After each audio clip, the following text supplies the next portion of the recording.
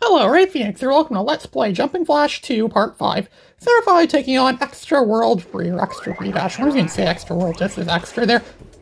This level is even more broken than it was the first time around. It's already pretty broken that this level is filled with witchcraft and wizardry and sorcery and black magic, which is whatever's making the platforms fly around like that. But now there's even more of that this time around because it's extra, so it's going to be even extra more demonic and extra more, you know, messed up. Almost crosses over to Kaizo level. Well, not exactly Kaizo level territory, or that would be like Kaizo Jumping Flash. Alrighty, already 3 of the 4 Muumuus are all right in front of us right from the beginning.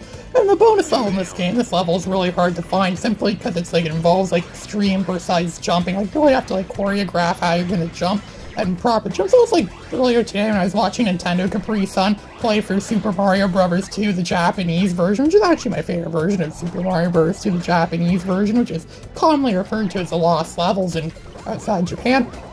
And it involves a lot of, like, you have to, like very accurately and precisely jump in a certain way, or jump at a certain angle to hit a certain thing, so you can make the obnoxious jump kind of thing. A lot of people say it's one of the most challenging games ever, but I actually got through that game. I mean, it's challenging, but I actually did manage to beat that game. Then again, I've only ever played that game on Super Mario All-Stars, and Super Mario Bros. Deluxe in the Game Boy Color, so I never actually played the very original Super Mario Bros. 2 before, so I don't actually know. I still have quite a few NES games on my emulator that I still haven't played. There's also that Darkwing Duck game that's apparently like Mega Man, or very similar to Mega Man. I think maybe the same people who made Mega Man. I haven't touched that game yet. I guess I have many things to do. I have these videos to make. I was busy with Art Fight in the past month. I was doing Art Fight last month where I drew like over 20-something, like 23 some odd drawings in the month of July. They're all good quality works of art for so many people, many of the good people of Art Fight that play around and draw art for people. I only got about 15 works of art, and I made 23, so I do guess about 77% of all the art that I drew did result in me getting something back. But then again, I mean, is it really worth constantly drawing stuff for people if they're not going to draw stuff for you back? You know, some did get back to me, so I'm glad for that. I'm glad those people did that, but I'm really glad I've got here. I'm still considering making a slideshow of fan art that I've got, as well as art I've made for other people, but I mean, is it really profitable? Is people really going to watch my YouTube channel just for stuff like that? That's my slideshows. I know my friend StarKid does stuff like that, where he makes his own slideshows of his art and things like that, and his videos are quite successful, but again, StarKid is way more famous and way more popular than I'll ever be in the world of anything online, and somehow he got all that fame in a much shorter amount of time, and I don't get how that happens sometimes. Some people have been on DeviantArt or YouTube for like only a few months and they become extremely famous. And I do the exact same thing, only I've been doing it way longer for many years, and yet almost no one knows who I am. I'm a nobody in the world of YouTube, not that I complain. That's also part of the reason why I never got a second YouTube channel. What's the point? I thought of getting a second YouTube channel a long time ago, to like capitalize on different things, or to play or like a cosplay as or pretty much pretend to be a different character, but that idea never really took off. I'd rather just take the one channel I have and run it to the ground, which is what I'm doing right now. So after a lot of jumping, we finally found the bonus stage. It's actually easier to find this bonus stage in hyper mode because you can jump so many times higher. I'm not even sure how to unlock hyper mode in this game. I did unlock it a long time ago, but I'm not even sure how to unlock in this game. And there probably is a specified region to unlock, specified like method or something like that for unlocking hyper mode in this game. And it's more likely to be known for this game, since this game actually does have achievements that you can get. I'm still honoring what I said in the first part of this game, where in the first video where I said I wasn't going to use any like special items, and that so far I've been pretty good at staying true to my word. We're 3 worlds into the extra mode, and I still haven't used any special items yet or anything like that, so I guess I'm pretty good at staying true. We're not sure if you actually get a reward for that or anything like that, but there are a lot of rewards in this game. I'm still really uncertain about how you unlock hyper mode in the original Jumping Flash 2. Hyper mode's like a strange gaming mystery. If this game was a lot more famous and a lot more popular, what would be featured on like gaming mysteries or something, the mysteries of gaming. How do you really unlock hyper mode in Jumping Flash? Because Jumping Flash is as obscure as it is, no one gives a damn about how you unlock hyper mode in some insignificant game that was made way over 2.5 decades ago, so what does it matter to people in this day and age? That's Extra 1, Free Dash 1 down. Now we're getting to Extra Stage, Free Dash 2. Or it's going to be that same marshy, swampy world. It's probably why there's frogs there, because frogs live in marshes. We're going to see at the entrance to the White House. Look, the White House is right there. It's just not on a flying platform anymore. It's now on the ground. And that thing's like a reverse fan where it sucks you in. So it's kind of like a vacuum cleaner where it sucks everything in. And there's the White House in the middle, some Capitol building. I'm pretty sure Captain Kabuki would have raided that building already. Or maybe that's where Baron Aloha is. Maybe that's Baron Aloha's house or something like that.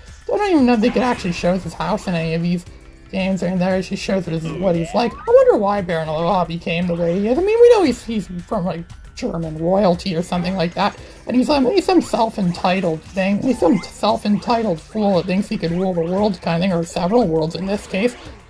We never really understood. We were never really properly introduced to his true full backstory. Why does he do what's his whole backstory? I can imagine them making a movie about it. Baron Aloha. I mean, they make movies about villains in this day and age, and then Hollywood's always hungry and thirsty for more entertainment, so I could see them doing that, making a Baron Aloha movie. But would they really make a movie based on a game no one gives a crap about? I keep saying that so many times over and over again, that no one gives a crap about Jumping Flash anymore. I bet almost no one's gonna see these videos anyways. I might as well put those nuclear secrets I stole from the Pentagon in these videos. Yeah, and I've used that joke tons of times too, but no one would ever know because no one ever watches my videos.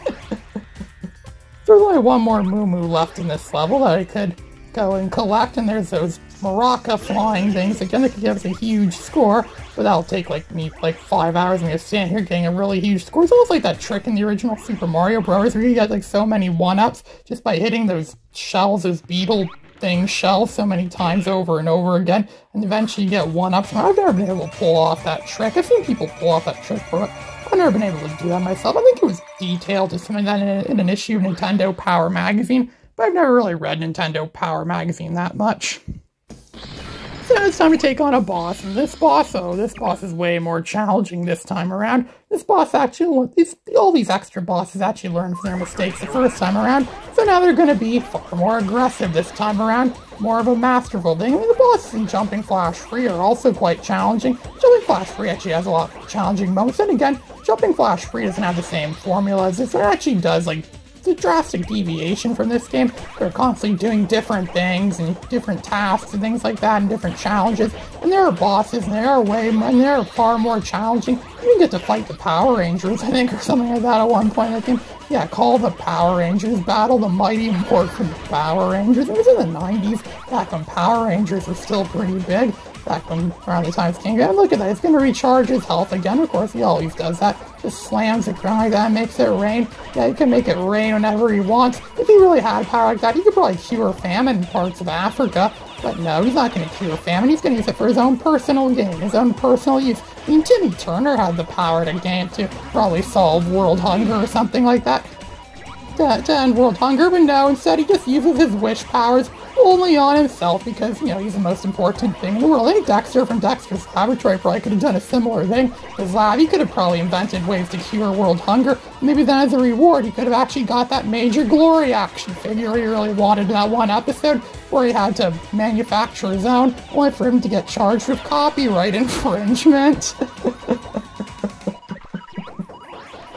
Yeah, you know, a lot of those TV heroes actually could do a lot more with their powers in real life. They just never use it for any of that. They never put it to use, never take full advantage really of what they have. It's really quite a shame, though. It's kind of what the GameCube was like. The GameCube was a powerhouse of a system, but no one ever really took advantage of that, which is part of the reason why the GameCube failed. It failed because it didn't have a lot of games, and because it didn't have a lot of games, not very many people bought it, kind of thing. It's like, I eat because I'm unhappy, but I'm unhappy because I eat too much, kind of thing. Ooh, this is the best root beer fizzy I ever had! I make them fresh each morning. Root beer fizzies, that's what they drink at the Moo Moo Cafe. Wonder what those taste like. It's probably just the same thing as root beer, but it's probably fizzier. Maybe it has extra sugar, might even have some extra other stuff in it I don't even want to know about. This is Ray Phoenix, signing out.